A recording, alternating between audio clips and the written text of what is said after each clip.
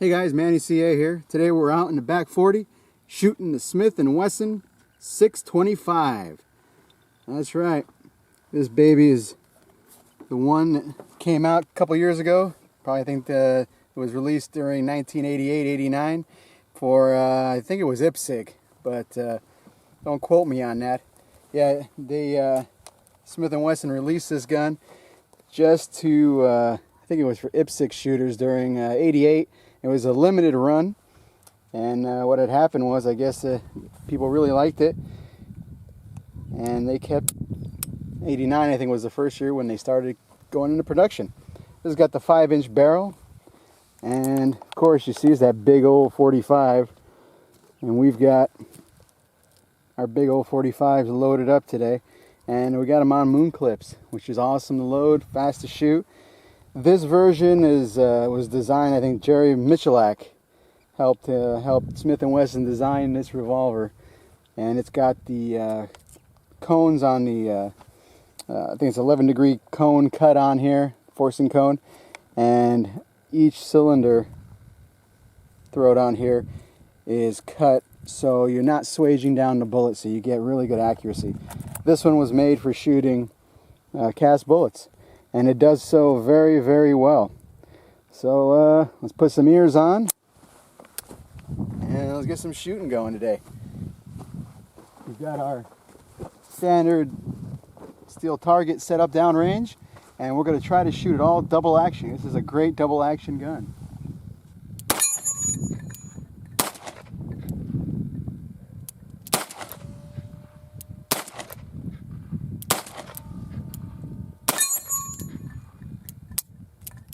Yeah. So not bad for the first shot. The best thing about these moon clips is how fast they pop right on out. And we're shooting 230 grain, round nose, flat point. And these are from Precision Bullets out of Texas. They're soft lead and they're swaged with their Molly. I think it's like some kind of Molly technology they've got. Thing is awesome. Doesn't let up. And you can shoot pretty much all day with this. Let's take a couple more shots on target here. Let's see if I can hit the target actually this time.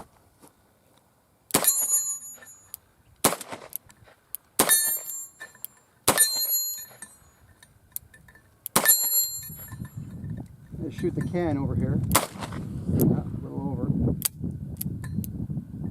Yeah, that's it. Best thing about using moon clips, they pop right out. The gun came out in production originally with Michalak's input, which was great because, you know, Michalak, I think he's the fastest revolver shooter in the world right now. I think he could empty a revolver in under, I want to say half a second. I don't remember, but just watching him shoot is awesome. We've got the Hogue, soft Hogue, overmodel grips. These things are beautiful. You got the wide, flat trigger, not serrated. I love that. It's so fun to shoot. And the hammer, nice big beaver tail hammer. And the action is just, watch, smooth like butter. It's got to be a 2.5 pound. Oh man, that's got to be lighter than 2.5 pound. Maybe 1.5 pound trigger. You barely touch and it goes off. It is just a great, great, great gun. Smooth as butter. The action is smooth. You see that? It's just smooth as butter. You can stage it too.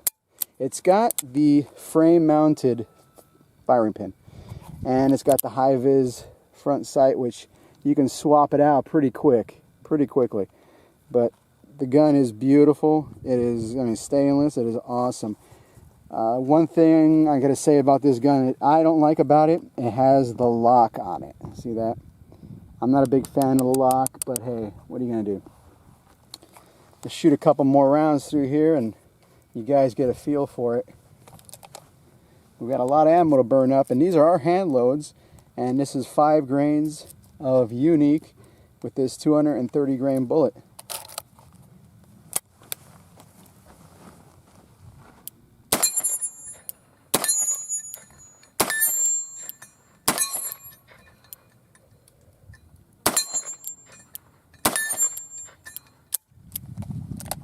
It's been a while since we shot this one, but can't beat it.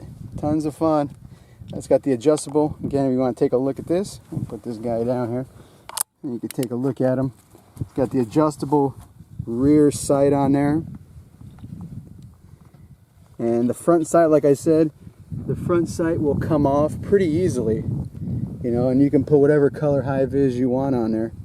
And they got red and they've got some of the day glow orange. The thing I like about shooting this gun is you load them up pretty quick with your moon clips. We've got a couple other, some older rounds here that we loaded up, but for the most part we're shooting the precision 230 grain bullets here that we loaded up with 5 grains of unique. Another thing with the gun was I took it out today and we were playing around with it. I noticed that the trigger pull was a little bit, I mean, the trigger pull is beautiful, light, 1.5 to 2 pound trigger pull, but the hammer was falling very lightly.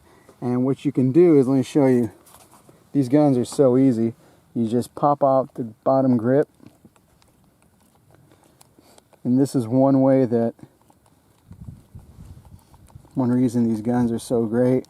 I don't have the Michelak springs in here, just because it was a, you know, like a last minute deal with this gun. You see? And here you can see the spring right over here. That's the hammer spring. And if you look over here on this side, you've got a little screw right there.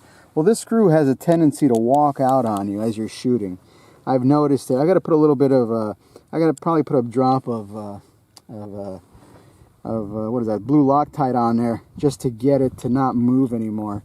But just take your screwdriver and you're turning it clockwise, and that'll put pressure, more pressure on here, tighten up your spring, and you get a little bit of a better, more concrete firing pin, especially on these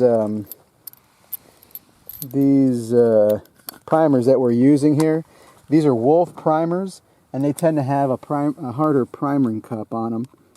And just because I've got the Wolves, just because that was the only thing we could find during the drought, and that's what we had stored up in the bunker. So we always use Wolf. Wolf tend to be a little more economical. I know they're made in Russia, Russia made, but the Russian army has, you know, 100 years of expertise with guns and firearms.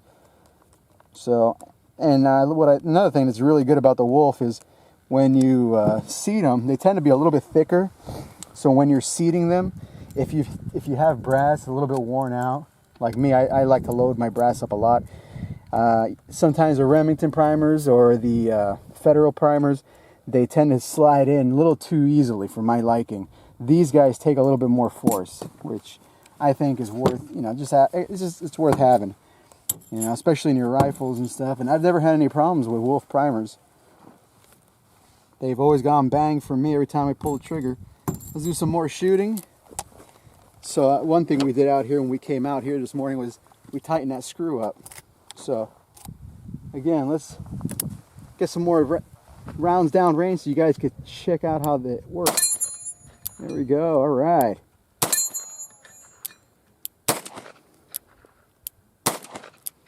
Let's shoot the can over here. There we go. Ah, all right. Throw on another round here. We got these other ones, and these are just some miscellaneous ones. If anyone's familiar, see that we got the Penta hollow point lead bullet in there, and this is from a what's called on cast bullets. We had a lot of group buys, and this is from a Mihek mold, 452 mold, brass mold, beautiful mold, fun to, you know, easy to cast your bullets with, and that was one of the reasons we've been able to shoot all through the drought. Was we cast our own rounds.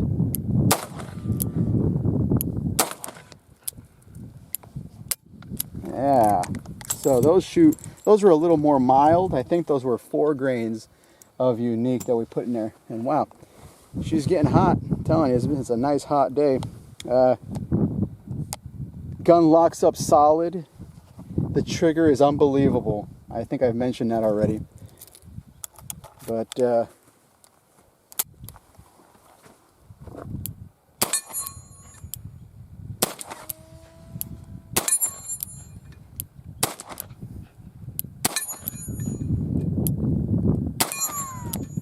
that was a good one. Click. Let's grab some of these older ones. You can see how the lead is oxidized on these. I've had these for a while. So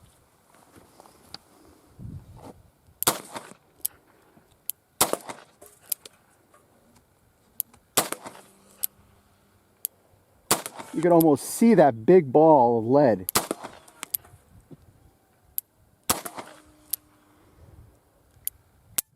Oh, he's just tearing that can up. Again, it's the model, Smith & Wesson model 625. This is the, I think they call it the Michelak. It's not, it doesn't have the Michelak monogram on there. This has a Smith & Wesson, but it was modeled after his with his input. And like I said, the throats on here and the chamber throats are reamed out perfectly. I know a lot of the Rugers sometimes they're undercut because by the time, you know, they have the cherry and they start drilling, by the time they drill out a bunch of production guns, the cherry wears out. You know, it's not as sharp as it should be, and you're getting a little bit of constriction. This has no constriction whatsoever. So that's it. The model's 625. Hopefully you guys will go out and do some shooting today like we did. And again, go shooting. Take kids shooting and join the NRA. Also join the Gun Owners of America and Second Amendment Foundation. We won a big victory this week in Washington. I don't like to talk politics, but we got concealed carry to get pushed through in Washington, D.C. So hopefully join one of those gun rights organizations because they're fighting for us. Like I said, even though we've got the Second Amendment, we have it until we don't have it.